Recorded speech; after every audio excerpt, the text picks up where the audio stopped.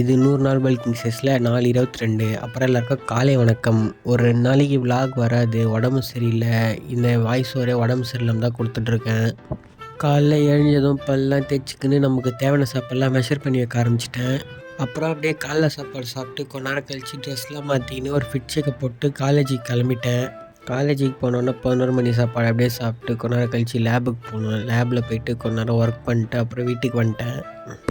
வீட்டுக்கு வரும்போது சரியான வெயில் அடிக்குது, தாங்கவே முடியல. அப்புறம் அப்படியே வீட்டுக்கு வந்துட்டு மதியான சாப்பாடு தேவையான சிக்கனை ரெடி பண்ண ஆரம்பிச்சிட்டேன்.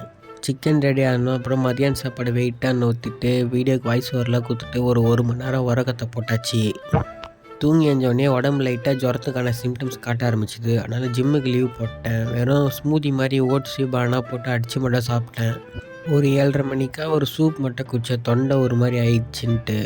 நைட்டுக்கு வேறு 2 முட்டை தோசையை மட்டும் பண்ணிட்டேன். அப்படியே சாப்பிட்டோன்னே விக்ஸாக்சன் மாத்திரை போட்ட ஜுரத்தை கண்ட்ரோல் பண்ணேன். ஆனால் அடுத்த நாள் சரியான ஜுரம் வந்துடுச்சு. அதனால் வீடியோ ஒரு 2 நாளைக்கு வராது.